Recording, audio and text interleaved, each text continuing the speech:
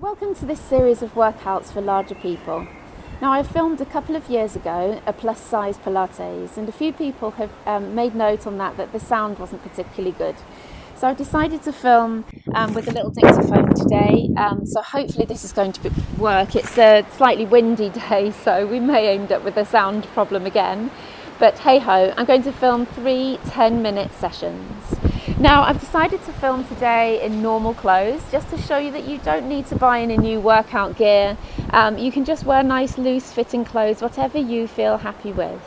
You could film in front of a mirror if you want to film. You could do the workout in front of a mirror if you wanted to, but I know how upsetting this can be. So as long as you connect back with your body and understand and glance down to where things are when you're moving. Now, I understand a lot of you may have spent so many years trying to detach from your own body and bring yourself up into here rather than into here. Now, my aim is to connect you back with your body. This is going to be the only way to start moving naturally again. Something like Pilates can be a stepping stone to being able to do some kind of workouts that could help you to lose weight with a bit more of a cardio element to it. The Pilates can provide you with the scaffolding around your joints to protect the joints, to stop your joints being so painful when you move, that then maybe you're able to move a little bit smoother when it comes to actually doing the cardiovascular exercise. So we're going to start standing up. I would like your feet hip width apart or wherever they naturally sit. I understand things come into contact when you stand. I would like your toes pointing forwards as much as possible. Soften your knees, and that just means your knees aren't locked all the way back. Just soften and bend your knees slightly. Tuck your bottom under. We'll do a few of these, tucking the bottom under and sticking it out there as we go. And I want you to think about using your abdominal muscles to tuck under and then your back muscles to stick your bottom out.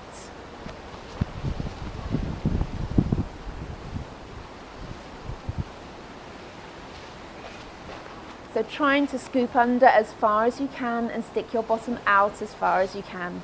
Now lower backs can get very sore with everybody, especially in this lockdown period where people are working from home a lot of the time and doing a bit more sitting than they would prefer, probably.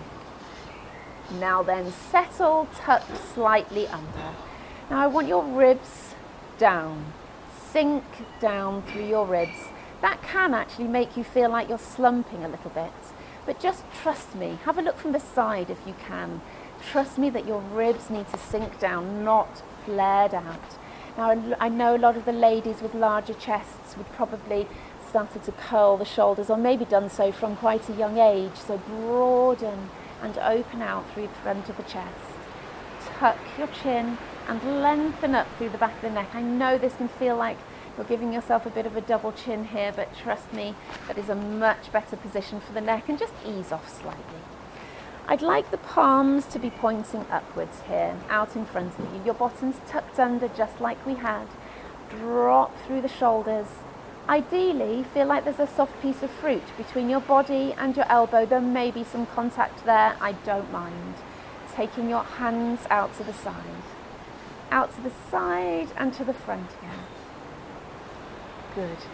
Your hands just come in front of your elbows there. Take the hands out and into the front. Good. Maintaining that posture as you go. Good. That's it. Keep going. Nice and slow. And then take your hands out to the side. Arms out, elbows down, hands together. Just don't worry about that contact of the elbows against your body. Just maintaining that nice posture, taking your time, stretching out through the arms and just embracing the feeling of the arms opening and stretching. Good. Lovely. A couple more. Nice. Staying out there, I want you to turn the palms down and then up. and down and up, constantly thinking about dropping the shoulders, stretching the arms out to the side, and just think about the weight through your feet on the floor. Like I said before, that complete detachment from the body means that you lose the feeling of the contact through the floor of your feet. And taking the focus out of your head into your body can have such wonders, do such wonders. Good. A couple more there. Now this is going to make your shoulders ache slightly, so just roll your shoulders a couple of times. Now then, just a few squats. I am not interested in how low these squats are. I just want you to go down as far as you feel comfortable doing.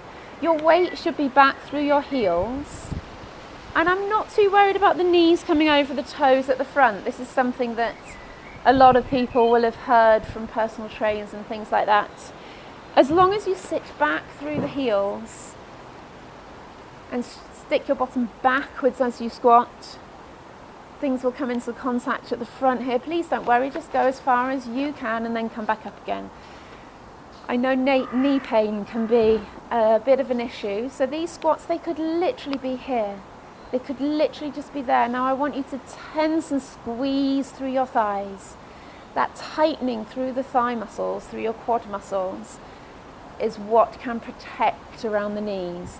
So we're just looking at doing those small squats and pushing the knees straight, tightening through the thighs, taking the weight back through the heels, and just concentrating all the time on this good posture, keeping the chest open, the ribs down.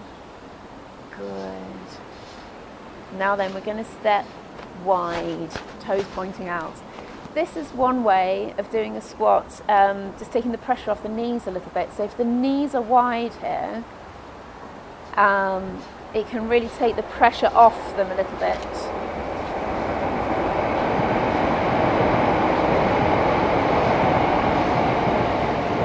Think about your tailbone heading straight down for the floor, and don't worry how low you go on these squats.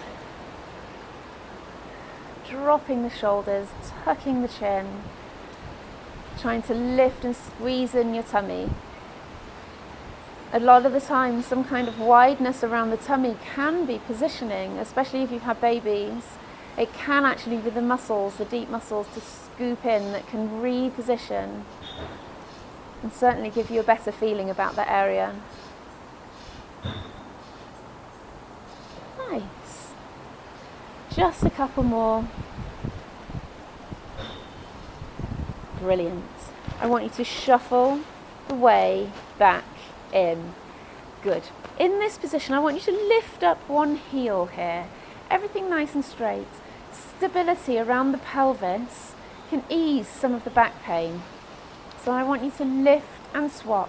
Now, if walking is going to be your thing, walking on a treadmill, you can do some uphill walking. Now, this is a fantastic exercise. Lift one heel and drop with the other. What this can do is give you that stability around the pelvis. It can switch on your glutes, which can stabilize here and help any instability that can cause back pain and knee pain. Knees pointing directly forwards as you swap, and tense the thigh as you squeeze. Good. Swapping one to the next, pushing the heel down, lifting up, stretching around the ankles. Feet and ankles can get quite swollen, and these I always find are a nice exercise to stretch and ease around the foot and the ankle. Plantar fasciitis can be a big problem when there's extra weight going down through your feet, and so these exercises actually work nicely around stretching the foot, working the foot. Great. And actually, talking about that, it might be worth doing another exercise here that can work on balance. So what we've got is one foot in front, the other foot behind, up high on the toe at the back. Everything pointing forwards in that direction, and we're dropping through the heel to stretch that calf and then pulling back up. This will work those little muscles around the foot to stabilize and strengthen in preparation for any walking, for cardiovascular fitness. Good. This is also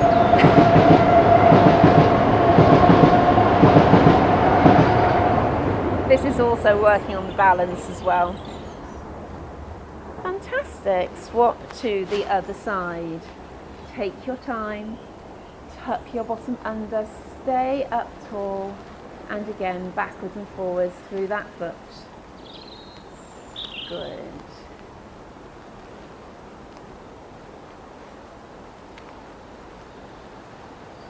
Lovely. Keep going, drawing up through the foot, keeping everything up tall, keeping that nice posture.